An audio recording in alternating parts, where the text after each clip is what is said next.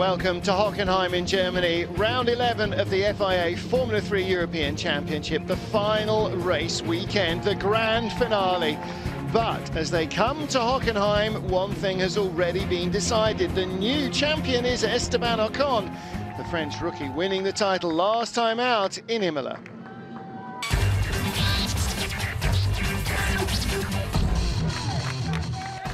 The 18-year-old rookie has led the way in his first season in the European Championship. After winning 9 races in 10 weekends, he's amassed 454 points and can no longer be caught by his rivals.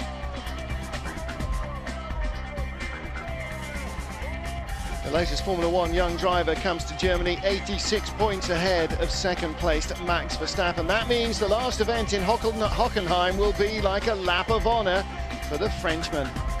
It'll be a very special moment for the Prema Power team to win the title. Esteban, since the first race, demonstrate to be something outstanding, and we just work race by race to build up what we achieved today.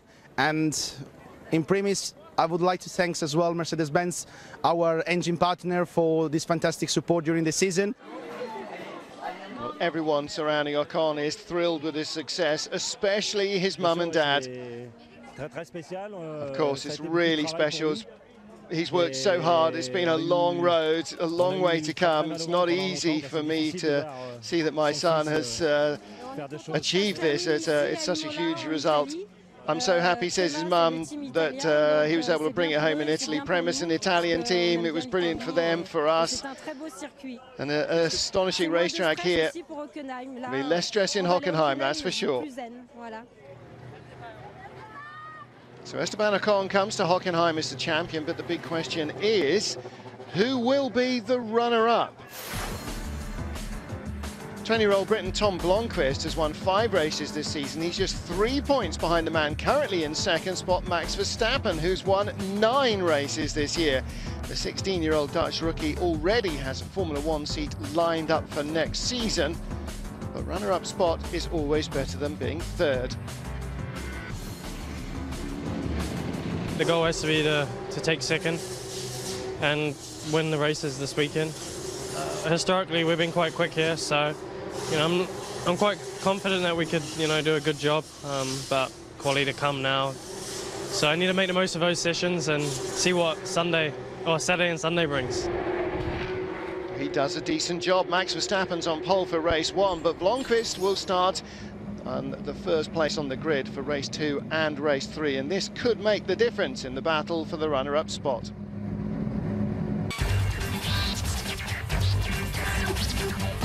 Hello, I'm Felix Rosenqvist. I'm going to show you one lap around Hockenheim ring from my free practice this morning. Coming down the main straight, preparing for the lap, going into turn 1, which is around 200 kilometers an hour. In the mid corner there, so for sure the quickest corner of the track.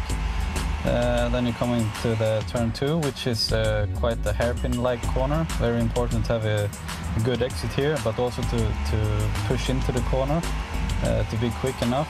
You can use a lot of exit there because the left kink there is effectively just a straight line. Here's the parabolica where you just can relax your mind a bit, just try to use as little steering as possible. Going into split gear, turn 3, very hard braking, missing the apex there a bit, which you normally get away with because it's more important to brake late than to be early on power and not be so quick in the middle of the corner. Here coming to the Mercedes arena, turn 5, quite similar to turn 2, 90-degree corner. Just try to get early on power and to not do any silly mistake. Here now we're coming into my favorite section, which is the stadium. This corner is also very quick, 5th gear, around 200 kilometers an hour.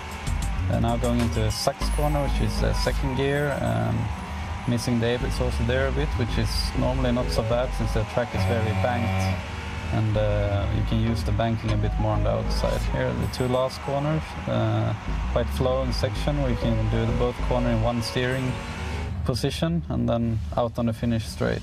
That was a lap around the Hockenheim ring from me, Felix Rosenqvist. Keep fingers crossed for me.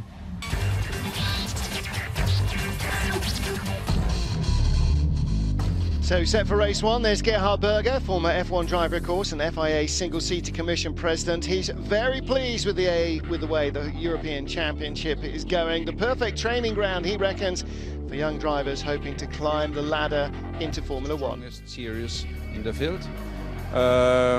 It looks like it's coming even stronger next year. And the big, nice surprise this year is that we have two guys going into Formula One. One with Max Verstappen, as everybody knows. He jumped from karting to Formula 3, from Formula 3 to Formula 1, an unbelievable story. But also we have another guy, the champion Ocon, what is a great race driver. He will most probably also manage to put his feet into Formula 1, and that's exactly how a series should be. If you come to Formula 3, if you are talented, if you win, you go to Formula 1. That's exactly what happened to Max Verstappen. He will become the youngest ever Formula 1 driver. It's a lot of talk about that, but I think it's a very good example for all the other kids who, when you work hard, you can get the best. And these kids work really very, very hard, made a superb results, and he has the best he can get from his work to be a Formula 1 driver. So 25 cars on the grid for race one at Hockenheim, starting from pole. On the right side of the grid as they sit is Max Verstappen, car number 30. Beside him, Lucas Auer, car number 3. Gerhard Berger's nephew, of course, the Austrian. Dutchman makes a good start. Verstappen has been blinding in terms of pace this year. Auer struggling to defend against Tom Blomqvist, holds him off into turn 1. Back of the pack, Alexander Toril runs out wide. He's not the only one. He, though, has a spin in the 3-Bond car and will rejoin once he stops being dizzy. Down to the hairpin the first time. Plenty of opportunity to try different lines. Blomqvist right behind Auer, second and third, and Verstappen with the lead of the race. Verstappen starting to open up a small margin. Lucas Auer, Tom Blomqvist, then Blomqvist teammate Antonio Giovinazzi. Felix Rosenqvist in 5th, ahead of Esteban Ocon. And there is the fan club, Prema Power Team fans. Antonio Fuoco gets caught out by Roy Nissany. 6 laps in, Esteban Ocon under pressure from Carlin teammate Jordan King. Same team, different liveries. That's the battle for 7th position. King trying to get close. Meanwhile, Max Verstappen leading. Puts together the fastest race lap to open the advantage over Auer to nearly 2 seconds. Blomqvist not able to challenge and move up the order either. Verstappen is going to have a slight points advantage here.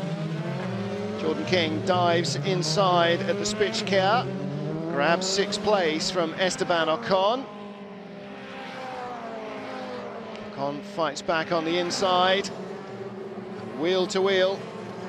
Road this time, though, comes back in front of the English driver, and he holds the advantage. Yellow flags are out. Michele Beretta has gone off. Replay over the bumpy runoff area, unable to avoid the wall.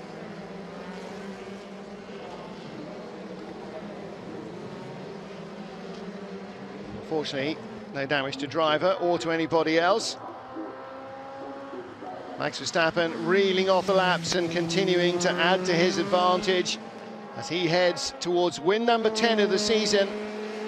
Lucas Auer in 2nd place. Tom Blomqvist will complete the podium in 3rd. Max Verstappen some way out in front. Dominant performance again from the Dutchman. Auer nearly 4 seconds adrift.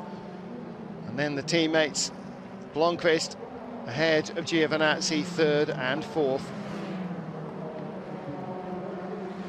Jordan King ending up in 6th place ahead of Esteban Ocon. Any notable change in the top half-dozen positions off the grid. So dominant, but lonely too, Max Verstappen. Well, I didn't know it was like that before the race started, because we had some problems in the last qualifying. We were losing like 5/10 on the straights with the engine. But I mean, had a good start. good start, and from there on I could build a gap. Adrian Sutil as driving instructor, yes, apparently so. There's more to come from the Hockenheim ring. Stay with us.